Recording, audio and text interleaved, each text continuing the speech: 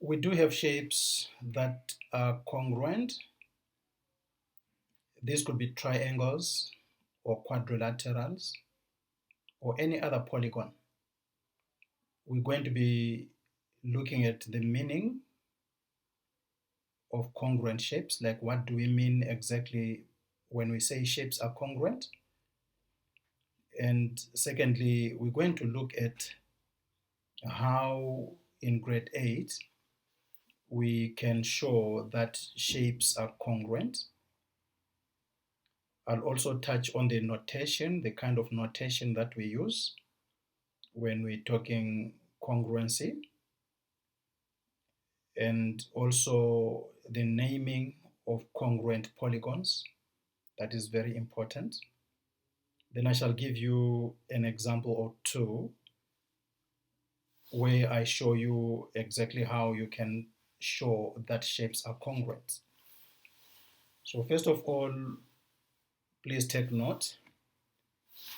Congruent shapes are equal in size and in shape. So that is the one condition that you need to know. These are shapes that are equal in size and in shape,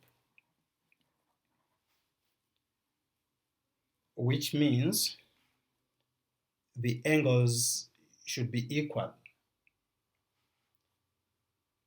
So we say corresponding angles are equal,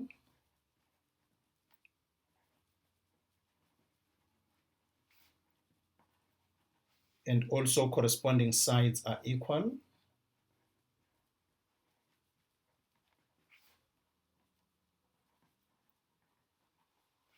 That would be enough to prove that shapes are congruent. So if you want to show that shapes are congruent, there are two things really that you need to do. Show or prove that all the corresponding angles are equal. Corresponding there means matching angles really.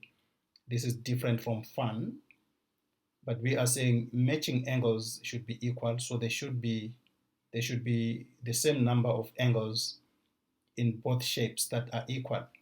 And that is the same thing for corresponding sides. So these are sides that are matching, if you want, so they should be the same.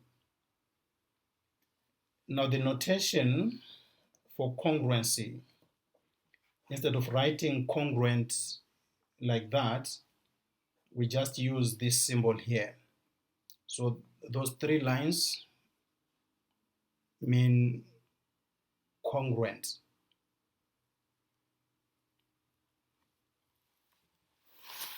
Then we shall be required to name the triangles properly in the right order. I will show you in the example how you name congruent shapes. So let's look at an example together.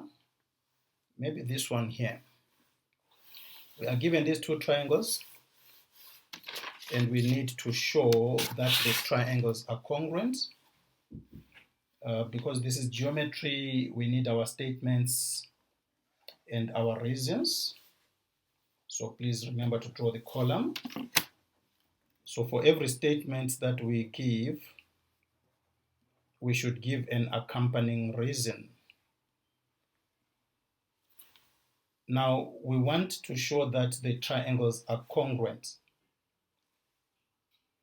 And to show that triangles are congruent, all we need to do is to show that the corresponding sides are equal and the corresponding angles are equal, because that is the definition of congruent shapes. And so we can start by stating that in triangle ABC and triangle DEF, I'll name them like that for now, but when we come to naming the congruent shapes, that could change because the naming is very important. So in these two triangles, I want to start with angles.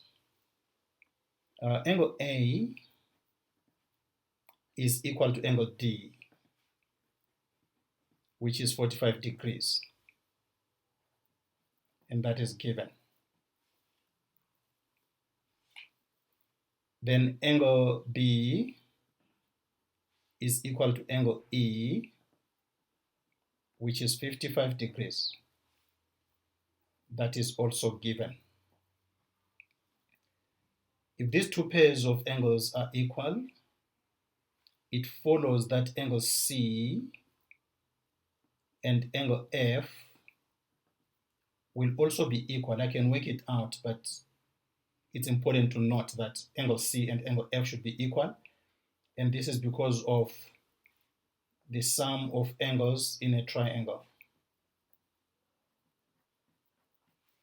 So what I've done so far is that I've shown that for these two triangles, the angles are actually equal. Now I'll move on to sides.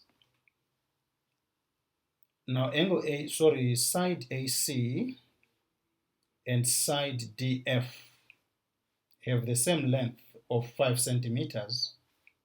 I know this because it's given.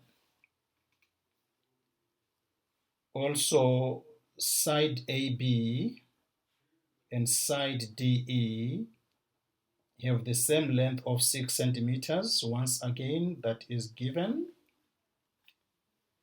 If you look there carefully, side BC and side EF are also marked as equal. So that is also given. And so what I've done again is I've shown that the sides of the two triangles are actually equal to each other.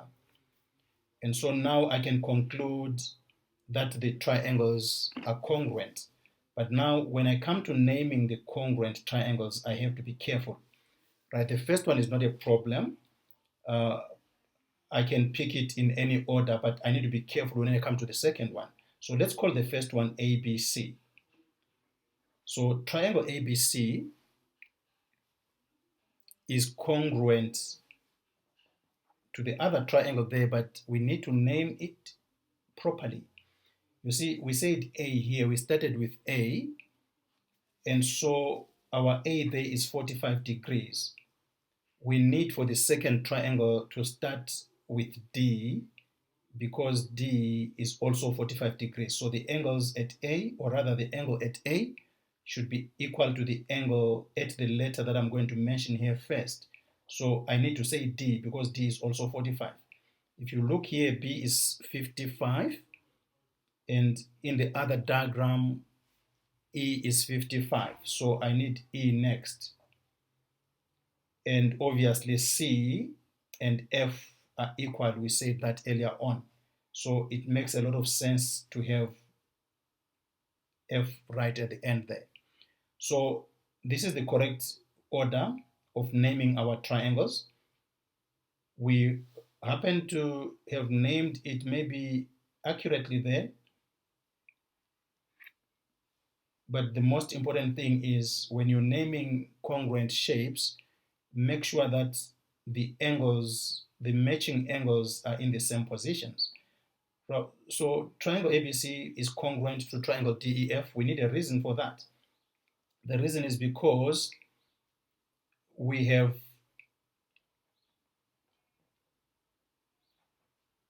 corresponding angles and sides that are equal. That will be fine.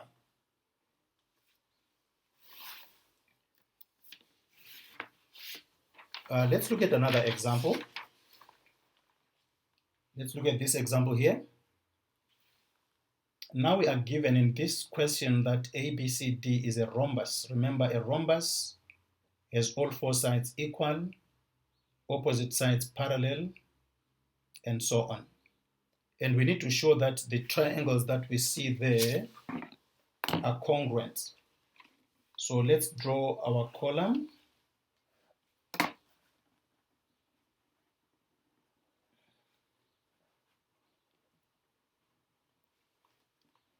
We need to start by naming the triangles that we are using. So let's say in triangle, the first one there, I'll just call it ABC.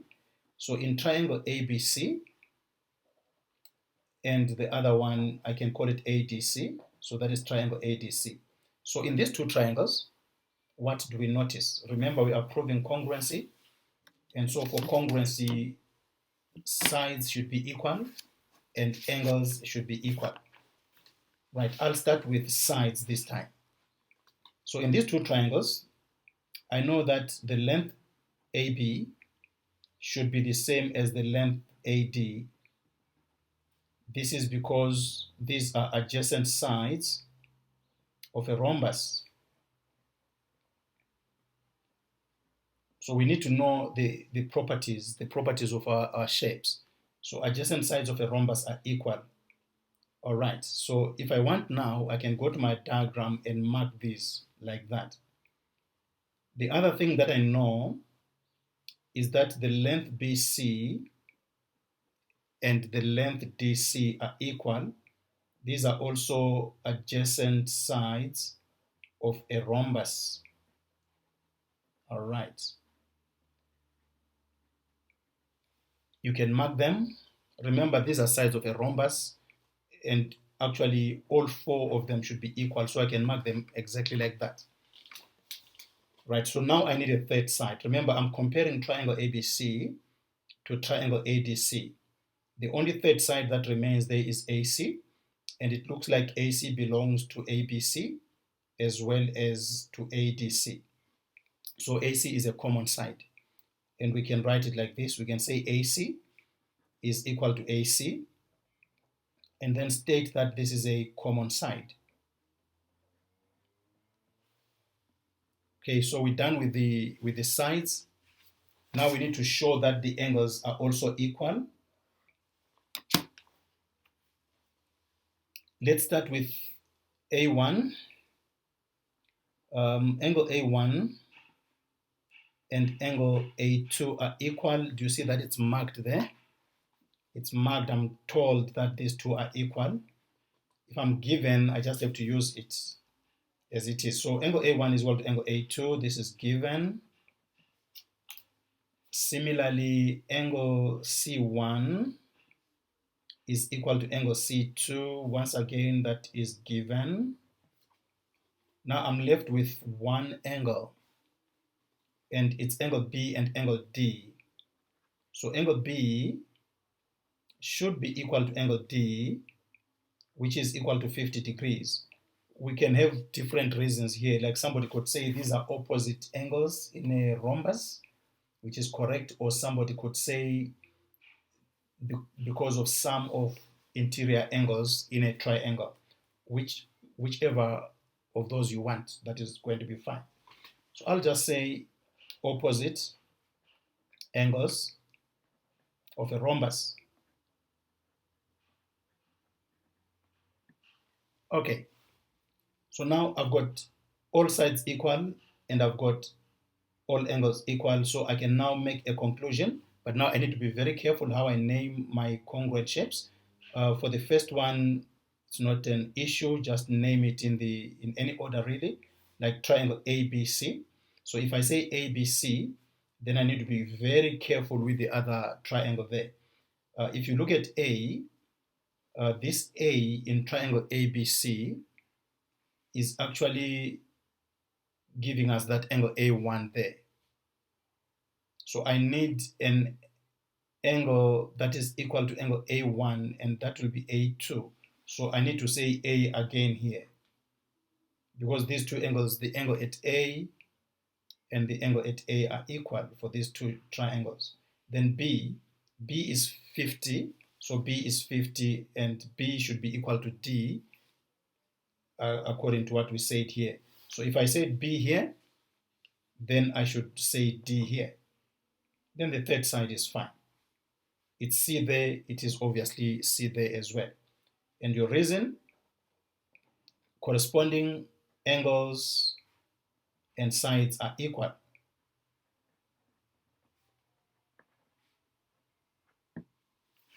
All right.